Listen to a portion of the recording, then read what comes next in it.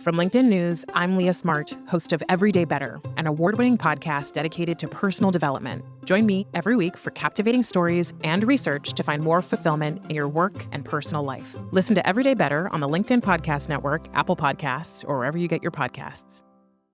The HP AI PC breaks language barriers instantly by translating up to 44 languages in real time, powered by the Intel Core Ultra processor. With the right tools, work doesn't have to feel like work. Learn more at hp.com/AI PC.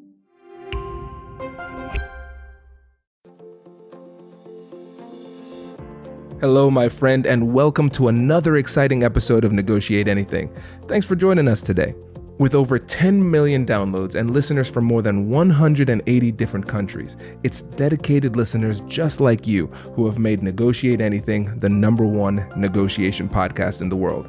I'm your host, Kwame Christian. I'm a business lawyer, mediator, author, and the proud CEO of the American Negotiation Institute. Now, before we get into today's insightful conversation, I have a golden opportunity for those of you who recognize the power of negotiation in your professional lives. Have you ever found yourself wishing that you could navigate those high-stakes conversations with more confidence? Or perhaps you're looking to empower your team with the art of persuasion and conflict resolution. At the American Negotiation Institute, we've crafted specialized keynotes and workshops tailored for those very needs. We've transformed the negotiation skills of professionals worldwide, and we're eager to do the same for you. We believe the best things in life are on the other side of difficult conversations, and our goal is to help you improve your lives and the lives of those around you, one difficult conversation at a time. Don't let another challenging conversation leave you second guessing. Click the link in the description to discover how we can help you find confidence in conflict, negotiate better deals, and have stronger relationships. Because in the world of business, every conversation counts. And now, without further ado, let's jump into the interview. Hey, everybody. I know this is a bit of a different introduction to a podcast episode, but the conversation Todd and I had from the moment we jumped on the call was incredible. So I'll give you an opportunity to hear some of our pre-talk banter, and then we just decided to flow into it. So it's more of an organic introduction. So give feedback, let me know, send us a message, or leave a 5-star review. Please leave a 5-star review and let us know whether or not you like this intro. You're donating your time here, so I want to be respectful. So when you think about value add for this, as far as exposure and whatnot, what are some things you want to make sure we highlight? Well, so I don't know if you have any background on what I teach about negotiating, but it is not traditional. And so we'll have some fun with it. It's the most popular program that I teach. And by way of background, I've written a couple of books, but my primary nerdery is founded in transparency. And I can take you through where that came from, but I was the chief revenue officer of a tech company here in Chicago. We were in the reviews space, meaning when you go online and you're buying a pair of Crocs or a sweater from Vineyard Vines, you look at the product, you scroll down, then there's reviews. We were the engine for that for 1,000 retailers and brands, the collection display, right? So the really wild part though, so I'm CRO, right? I got a team just doing my thing. Mm-hmm. We did a research study with Northwestern University here in Chicago, just looking at, all right, when a website's acting as a salesperson, what do people do? And so completely innocent, like, all right, let's look at the data. Okay. There was 2 data points that came out of it that changed my life like could only happen to a nerd.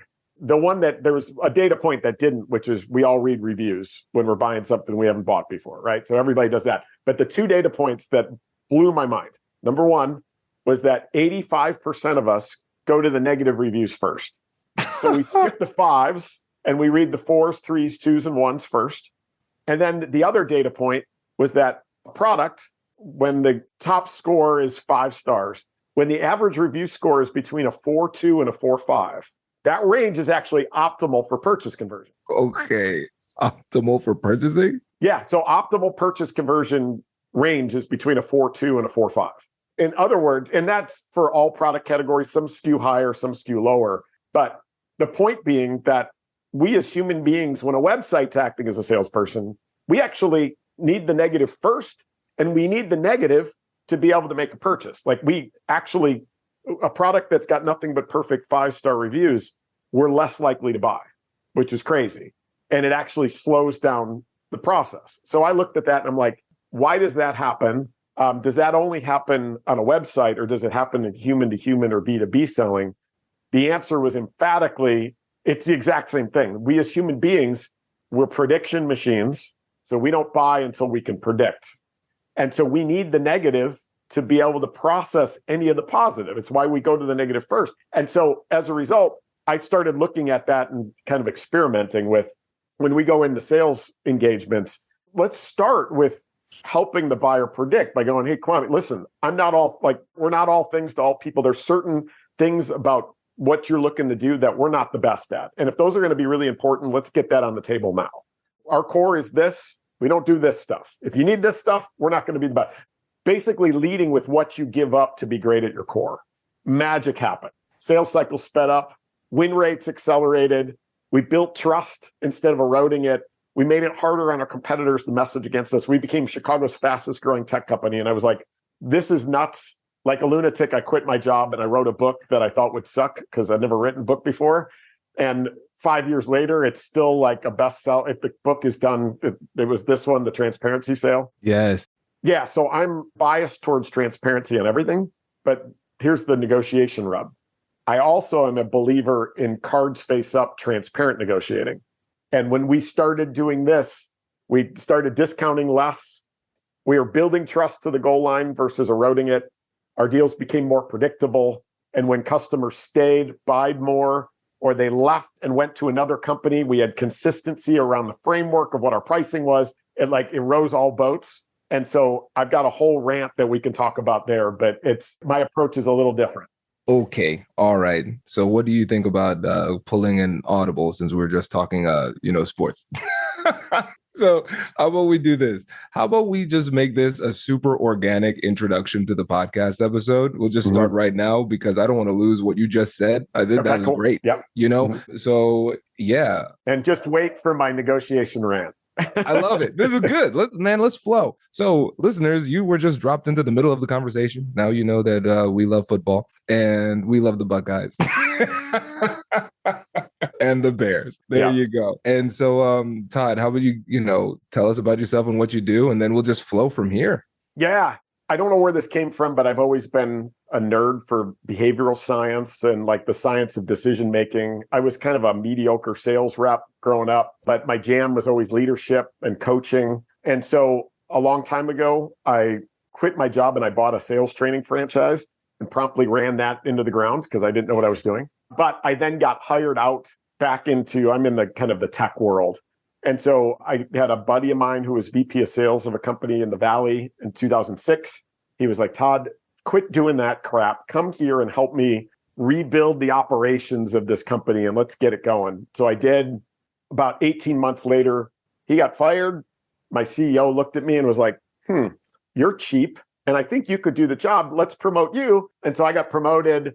I did some crazy things based on behavioral science and kind of turning around the company. We grew 400% year over year, a couple of years in a row, sold the business. I went to another company and then to another one, had a few successes in leadership. And then like we talked about earlier, a couple of years ago, actually it was 2018. I can't believe it's been that long. I had this idea. I wanted to share the ideas of transparency in the selling world, wrote The Transparency Sale, came out in 2018. It's caught fire. I now speak and teach about the concepts of it. The transparent negotiating be the most popular program that I teach and speak about. And then this last year in 2022, I released the second book called The Transparent Sales Leader that takes a lot of those transparency concepts and applies them to just being a great leader. So that's my jam. I love it. This is great. And listeners, as you can tell from the organic slide into this, this podcast, I'm pumped about this. I love the concept because I think transparency is needed when it comes to negotiation. I think it's often misunderstood and unfairly criticized. It's like, oh, I'm terrified of this. It's like, are you terrified of transparency, or is this more of a lack of understanding of what it really means and how beneficial it could be strategically? So I'm pumped to jump into it. And just a quick aside too, when it comes to decision making, you might like this. I have this specific decision making matrix that I follow for any online purchase decision. It has to have at least over 50 reviews, and all of the reviews need to be at least an average of 4 stars or more. And then I look at the bad ones. I'm like, what are the bad ones saying? If it's consistent, like on Wednesday, this person works there and they're terrible. I'm like, oh, interesting. You get some really good reviews from the negative, because once it meets that threshold, good. I know it's good enough, but why is it bad? And am I willing to accept those risks?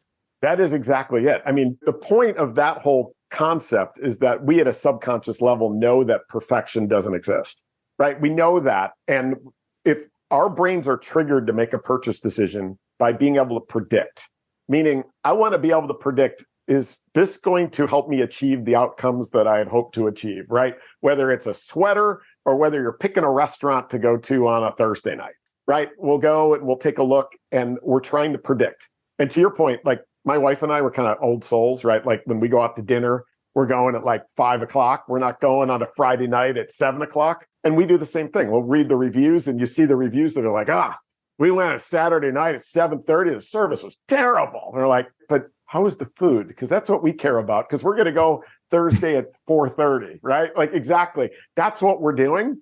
And if every review is a perfect 5-star, we're going to look at that and go, somebody's lying. Not everybody could have a perfect experience. And as a result, I can't trigger a prediction. And that's what we're going for. Brilliant. I love it. This is amazing. And now let's talk about transparency. Yeah. And I want to take a different entry point to this. Todd, we might have some fun with this. What is it that people most misunderstand about transparency in negotiation? Well, let's talk the word transparency first. Transparency, to your point, is an overused word. It's often confused with the word authenticity, right? Like we've kind of put them in the same bucket. And yeah, authenticity is important, right? If I'm trying to predict and I want to trust you, if I can't get at who you really are and you're putting on a persona, it's hard for me to trust the source by which my prediction information is coming from. So authenticity, yes, very important. Transparency, though, I put into a different category. And transparency is essentially this idea of, listen, it's cards face up. Here, I'll go on a side little rant here for a second. If you can see behind me, I have a second category of nerdery that drives my wife crazy. But like when cool people are doing cool things on the weekends, I'm reading late 1800s, early 1900s books and magazines on sales and sales management. So all of this stuff, I mean, I've got books here from 1916, like 1908, like that group up there is really old. This telephone, for anybody who's viewing this and not listening, is original 1908 Swedish American phone, original wiring, the bells ring. The reason I say that, history tends to repeat itself. So much of the foundational understanding of everything we do in the sailing world actually came from the late 1800s, early 1900s. But there's some quotes that I love from the history of sales, and I'm going to rattle off one of them for you right now. In 1921, there was an author named Arthur Dunn.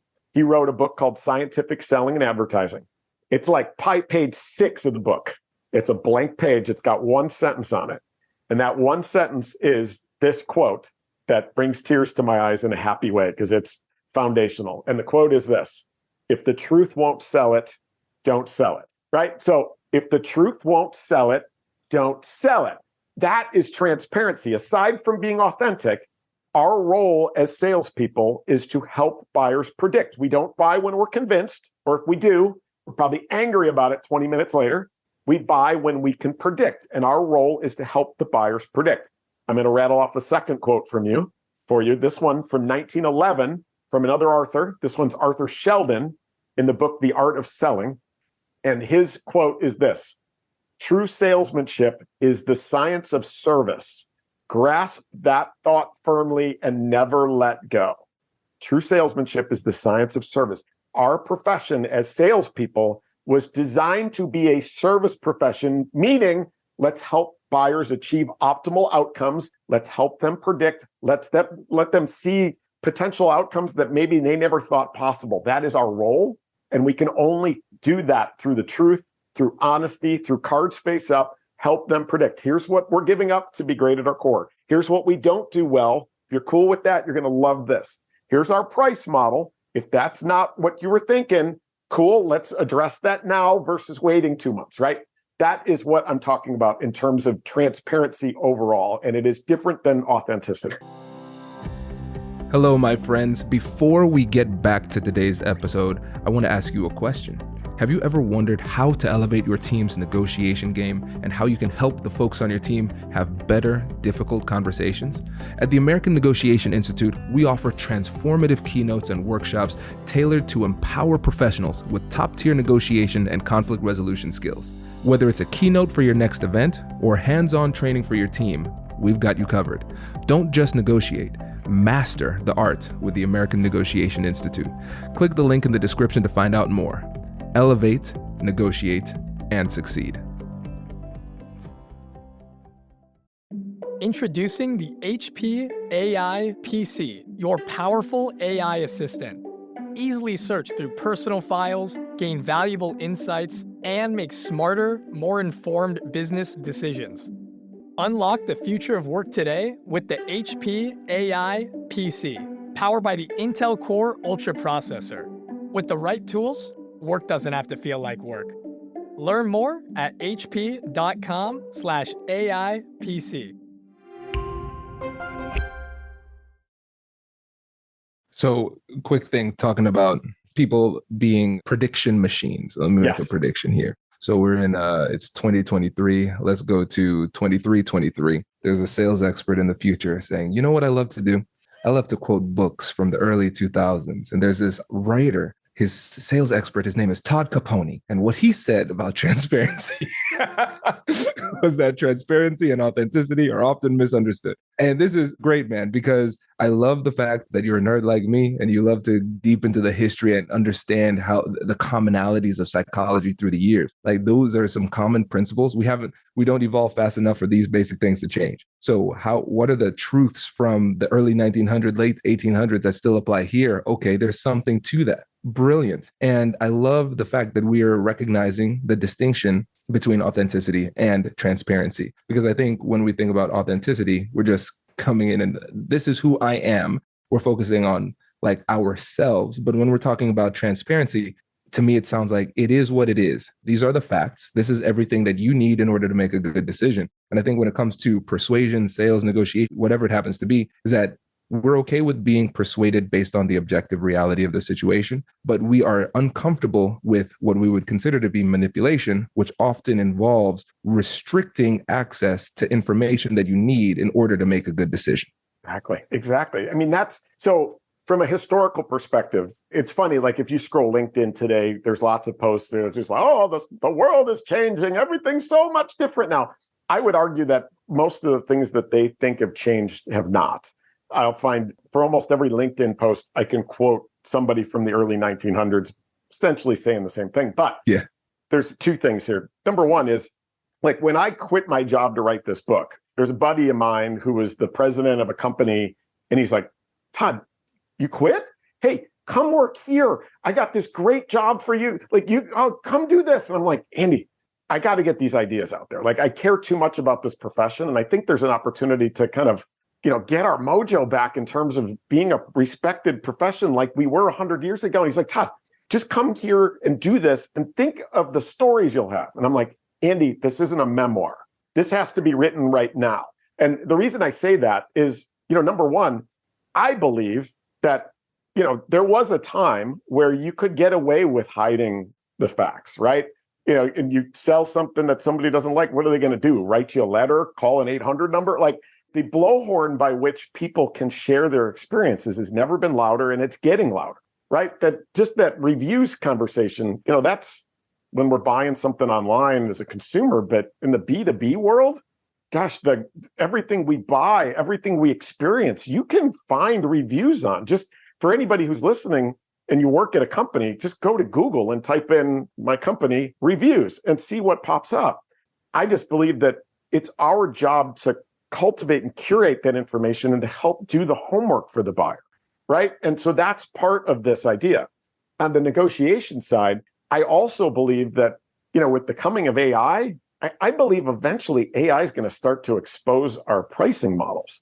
And so when we talk about what hasn't changed, the thing that I believe has changed is A, the proliferation of information available, but B, this as a service or even subscription economy is different.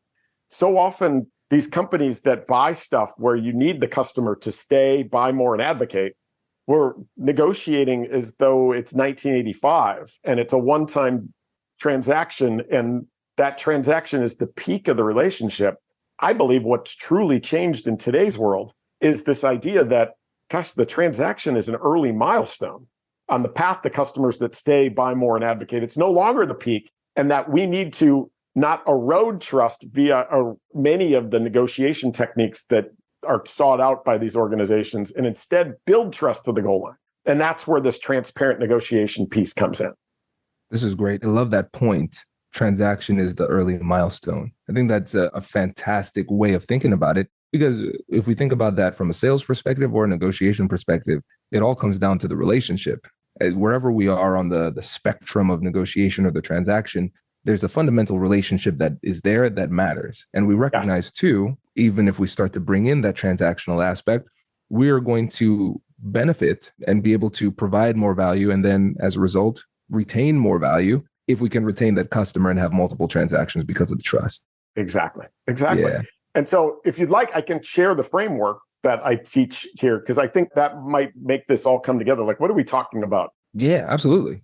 So this all came from this idea that growing up in sales for me, I always thought it was weird that I needed a different personality to negotiate than I did to sell, right? The selling motion was about building trust and relationship and truly caring about the outcomes of my customer. And so you're building trust right to the goal line. The customer says yes. And you're like, cool. All right, I'm going to start lying to you now. I'm not going to tell you what's good. And you know what? I cared about all your outcomes up until the word yes. And now I care about my out, right? I was terrible at that. And so the year was 2008. I was the VP of sales of this company that I'd gotten promoted into, as we talked about earlier. And my rep is working on a big deal. And the procurement guy, this was a procurement deal, but this framework works with anybody. It doesn't matter because it's transparent. It's the truth. The procurement guy was frustrated that every time he was asking the rep for anything, the rep was like, I got to go call my manager. And so finally, the procurement guy is like, can you just get your manager on a plane, get him down here? Let's get in a room and get this deal done. And so my rep calls me. I fly down there. We get into the room where I think it's going to be this procurement guy, but he brought his whole staff. Like the whole crew is in there. And so there's like 5 of them sitting in a room. There's me, crappy negotiator, and then my rep. And so this kind of just came spraying out of me accidentally, and the results were magic. And I've cultivated it over the last 15 years, injected all the behavioral science. Here's the basis of what this sounds like. I walked in, I looked at these people, I was terrified, and I thought, hey, do you mind if I share what matters to us? Like what our pricing model's based on, what our whole company model is based on. And they're like, yeah, sure, whatever, dude. I shared 4 things that I call the 4 levers of negotiating. These are the 4 things that drive every for-profit company in the world, by the way. So there's nothing unique, and it should be easily applicable to everybody who's listening. I told them this, that we care about 4 things. Number 1 is how much you buy. So volume, right? The more you buy, the better, right? Of course, buy more stuff from us, buy more products, services. Like more is better. Number 2 is the timing of cash, or how fast you pay. Turns out we like money. The faster you pay us, the better it is for us, right? That's good. Number 3, the length of commitment, meaning the longer you commit to the stuff, our products, technology, services, the better it is for us. It's an important metric for our business.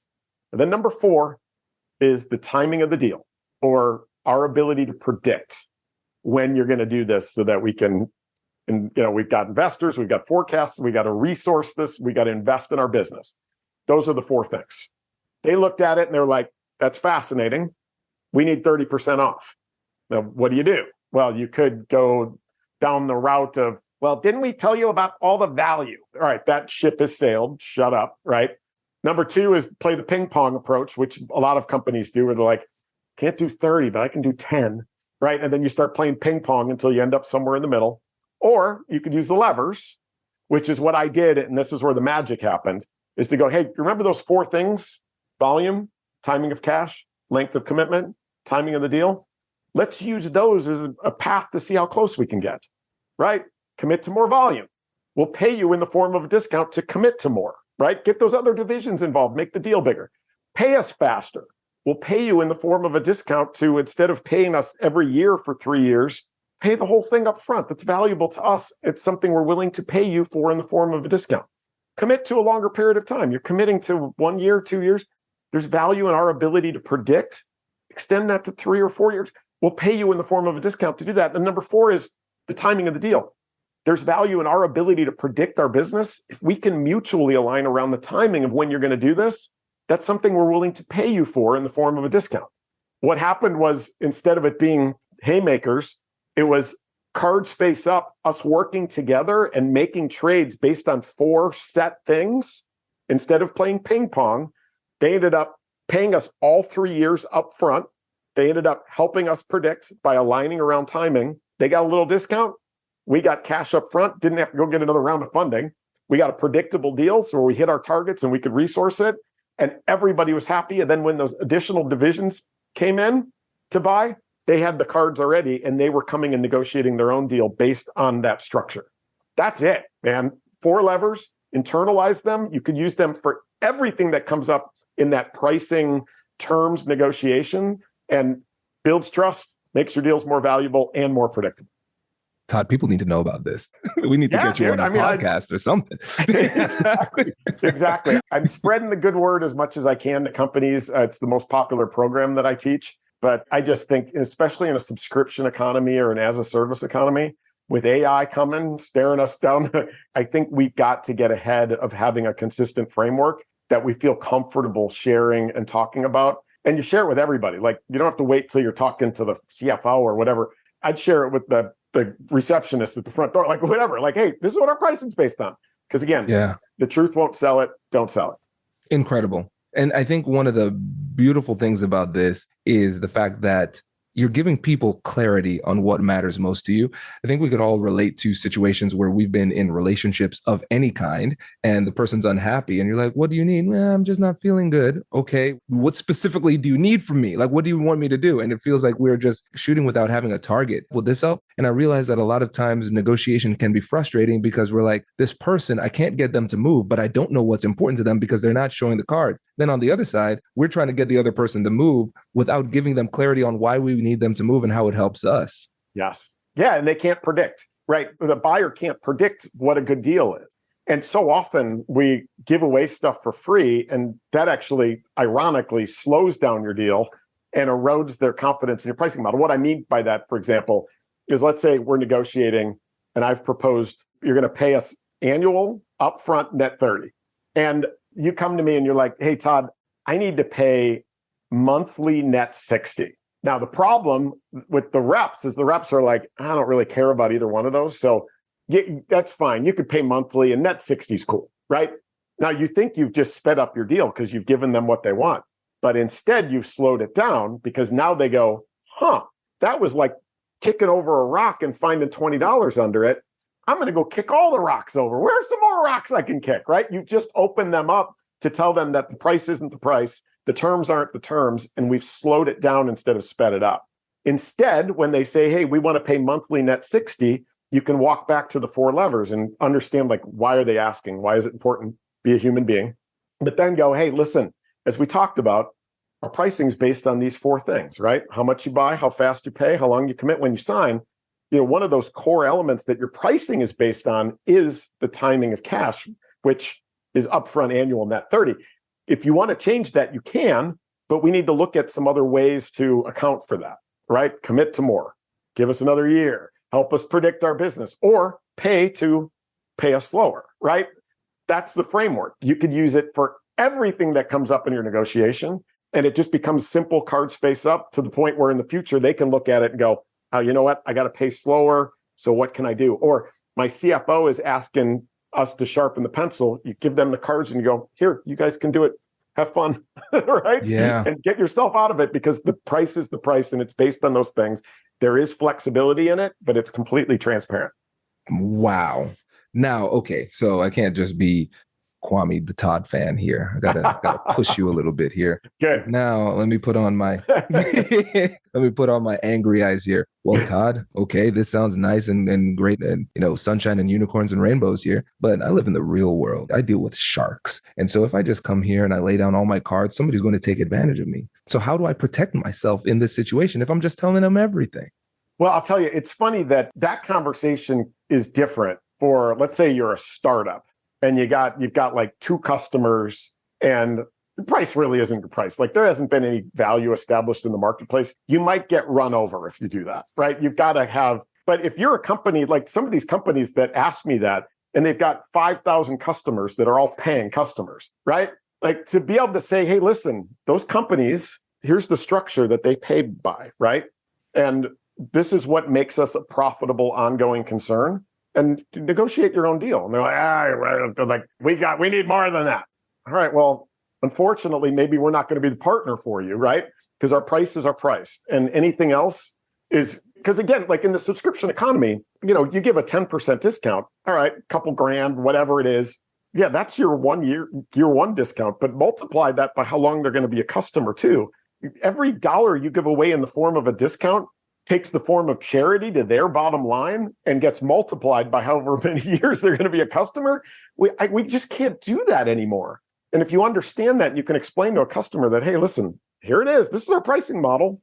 Have at it. If you have any questions, give me a shout, right? It becomes so much easier, and those types of issues go away very quickly. Now, I've had some really difficult negotiations. I was negotiating with the head of procurement at GlaxoSmithKline on a multi-million-dollar deal. This lady was coming after me, and I stuck to my guns, right? I'm just like, listen, Marianne, our pricing model is based on this, right? You want us to be around. Like this is, if you need that discount or you need that termination provision or you need whatever that is, cool, you can have it. We just need to adjust something to make up for it, and we're done. Nope, it's nice meeting you, right? Like that's the way it has to be. And that confidence begets confidence. That confidence becomes contagious. And these procurement organizations that we're talking to, they've never dealt with anything like this. They love it. They actually love it, first of all. But second of all, they don't know how to combat it or break it because it's not pervasive enough. Yeah, this is great. And I think one of the things I would say, I'll quote a wise man quoting a wise man who said, if the truth won't sell it, then don't sell it. Exactly. And at the end of the day, not every deal is meant to be made. And we can get to that point a lot more effectively and efficiently by using this methodology, because I think what would end up happening is there would be a little bit of skepticism because most people aren't that honest and open and transparent. And so they might say, well, this is part of the persuasion process on his side. All right, great. So I'll play this, but I'm going to push in this type of way to see if I can break this model. But right. You in beforehand was what I'm assuming is that you're going through and you're making sure, hey, if I'm telling them that these are the 4 levers for me, these are the 4 levers. We can be creative and everything, but at the core of the decision-making process is going to be these 4 things. And once you keep on going back to that, then they start to say, all right, this is how we play the game. And you can become very clear, hey, based on what you need numbers-wise or time-wise and what we need numbers-wise and time-wise, it doesn't work out. And no harm, no foul. It's not your fault. It's not my fault. It just doesn't work out. And you can feel a lot more confident in your position and the way that you're approaching it by just accepting that while still being as creative and proactive as possible, while at the same time recognizing that not all deals are meant to be made. Exactly. I make a weird analogy, but like, I don't know if you're a marathon runner. I'm not. Do I look like a marathon runner? No. I run best when I'm chased. So, but like a marathon is an event, right? Like you wake up, there's an event going on, but it's not like you wake up and you're like, it's a beautiful day. People think marathons are cool. You know what? I'm going to go put on my shoes and go, right? Yeah, it's an event, but your toenails will be popping off by mile 7, right? I look at the same thing in this, right? Like that example that I gave you of that 2008 negotiation, it was down in Houston. It was with a company called Schlumberger. That was an example of me showing up for a negotiation or for a marathon I hadn't trained for. My core here, when we think about transparency, is we've got to treat it like a marathon where it starts months ahead of time. That these levers are your levers, and you share them when you first talk about price. You make sure that they're clear when you propose a deal that, hey, listen, this is your price and it's based on this volume. Oh, and it's also based on net 30 annual upfront and a 2-year commitment. And then when the negotiation comes, that's when we typically introduce the 4th lever, because you can't mutually align around time until you're closer to the end. but it becomes so much easier when it's something they've heard through that whole process, right? And there's a story I tell. There was a renewal that I did with a client. This client hated salespeople. For some reason, he liked me. And they were a $120,000 a year client. And the renewal was coming up within a few weeks. I look at my phone and it's him, right? He's known me, got each other's phone number, right? I look and I'm like, it's him. What's up? And he's like, Todd, my renewal's coming up in 3 weeks. We're up against it. We can't be paying 120. You know what's going on in the industry and whatever, but we got to get that number down. And I'm like, Harvey, how long have you known me? And he's like, is it the effing levers again? I'm like, yeah, it's the levers. He's like, remind me what they are, right? And so I took him through it. He's like, I'll call you back. He calls me back and he was like, hey, we're going to pay you upfront annual instead of quarterly like we've been. And we're going to do this renewal for 3 years instead of 1 year. Is that cool? I think I've got the math right. And I'm like, you got it. And he's like, all right, send over the paperwork. And I was like, all right, yeah, I'll have the account executive send over the paperwork and I'll talk to you in 3 years, you jerk. I didn't say that part. But the point being that like when we lay that foundation right, customers remember it and they use it. And it becomes that foundational element. Like this guy, Harvey, he remembers the levers. And I think I first talked to him about it 8 years ago, right? So that's the thing. You've got to set that early. The other piece of that is I'm also an advocate. There's a quote from the 1920s that I hate. One of these sales guys back here writes a quote that says, never share the price until the customer thinks it's more. And I'm like, no. I'm a believer in at least setting a range for customers early as possible, right? The term sticker shock has never been associated with anything positive in the history of humankind, right? Set a range that, hey, listen, Kwame, based on my understanding of what you're trying to achieve, the investment's going to be between X and Y. And through this process, we're going to get a lot more specific. And if there's any curveballs, maybe I'm off. But I believe that's the range. If that's not what your expectation was, or we're way off, let's address that now versus later. Because if I'm talking to you about a 6-figure solution and you're a 4-figure buyer, one of us is in the wrong discussion. We better get out of it now or vice versa. So that makes a lot of that goal line craziness go away when you set the foundation early. Brilliant. Oh, I love this. This is so good. And there's a lot that we can learn from it. And I realize that a big part of this, because it's going to be outlined really well in your courses and in your books, which I strongly encourage everybody to check out. We're going to put links in the description of this episode. We can continue our learning. But I think a lot of it's going to come from confidence and trusting the process. Yes. Because it's that mental side. Oftentimes it is that fear that holds us back from being transparent. And so once we start to practice this, we'll develop more confidence in our skills as negotiators, but more confidence in our more transparent negotiation process. So Todd, I really appreciate this. And before you go, I want to give you another chance to let the listeners know about you again and how they can best get in touch with you. Yeah, I mean, kind of everywhere. So I think that the best places, if you want to check out more, is just my website, which is toddcaponi.com.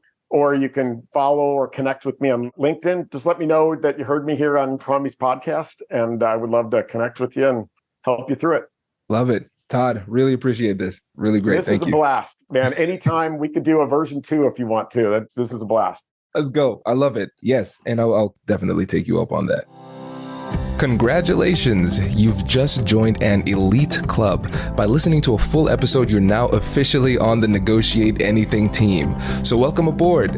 What most team members do is they subscribe to the podcast because that allows them to automatically get the latest episodes of the show. The best things in life lie on the other side of difficult conversations. Keep learning, keep practicing, and keep getting better. Your relationships will improve, your career will soar, and you'll have the confidence you need to get the most out of these crucial conversations. Again, thank you for joining the team. We're excited to have you, and I will see you in the next episode. I'll catch you later. Todd, say something again. Let me see. Yep. It's good to meet you. Cool. Now I can see you. All right. I can hear you. Perfect. Good to meet you too, man. How was your weekend? Oh, let's see. Yesterday was my birthday, so I'll take that. So thank you. That's big. Happy belated. Thank you. Thank you. And the way I celebrated it was like painting a bedroom here. So not very excited. Todd, we gotta listen. If painting bedrooms is your thing, then it's not. We need to negotiate to figure out what the real birthday is going to be. Do you have any plans after that? We can just work on that. That's fantastic. Yeah. Listen, dude, because I'm realizing for me, I never used to celebrate birthdays. Other people would celebrate it for me. I'm like, man, what did I do? Just survive? It's a lot of people do that. Yeah. But then I started to realize, oh, no, this is a good time for celebration. So I'm trying to do a better job of it too. Yeah, you're right. I probably should. Then I'm a Bears fan, and that didn't go well yesterday either. So Man, who was it? The Colts, was it? The Packers rolled right over them. Oh, so, man. Yes. That was, I'm not big into those two teams, but that surprised me. Was that a surprising result? Yeah, absolutely. We thought the Bears, it's finally their time. Packers have rolled us 8 times in a row, and it was like, here we go. We're going to finally, and then Packers just rolled right over us again. So it was, see, I don't like that because Justin Fields is your quarterback, right? Yeah, exactly. He's a Buckeye. We're in Ohio, so that's I don't know. What do you make of him? I think he's going to be good. I think historically, if you look at the last 3 years, week 1 of the season across the entire NFL, every offense sucks. Like they just because they don't. Like the preseason doesn't really mimic and so they get in there and they're like, holy cow, this is a lot faster than I'm used to. And then so there was a lot of that. I think we'll be fine, but not a good way to start. So good. Yeah, no, I'm with you. I hope the best for him. He's a good dude and a great player too. So really good dude. Where in Ohio are you? I'm in Columbus, man. Nice. All right. Cool. One of my biggest clients is in Columbus. So I'm nice. there so often. So yeah. Dude, you got to let me know next time you're in town. We'll hang. Yeah, that would be fun. That would be great. Yeah, that'd be great. Yeah, it's a cool city. It's a city that is big but doesn't feel big. I love it. Which is nice. Yep. Yeah. It's beautiful. And so where I stay, and I'm never going to remember what it's called, but there's it's a cool little area that just kind of popped up out of nowhere, and it's amazing. Nice. Yeah. There's so many of those. Like this area, this region is constantly growing. And we had our law school reunion last weekend, and people were coming in. They're like, "This city is unrecognizable. Like, what happened? This is cool." Yeah, very cool. That's awesome. Cool. Where are you now? I'm just outside of Chicago. Oh, very cool. Oh, so you are like a Bears fan, geographically mandated. I think that's the right definition. Geographically mandated. Yeah. Oh man. Yeah, I love football, and you kind of gravitate towards your local team. So yeah, makes sense. That's that. Well, so yeah. Even though it wasn't the start that we wanted, at least it wasn't as bad as the Giants. Oh yeah, and the Bengals too. What happened there? Yeah, I don't know. That was So that was shocking. Yeah, that's not good for contract negotiations. Exactly. Yeah, man. But what is good for contract negotiations is what happened with the Chiefs. The guy who was sitting out, he's like, "Oh, well, you want me now?" Yeah, exactly. Yep. That's right. This is great. Well, listen, I appreciate you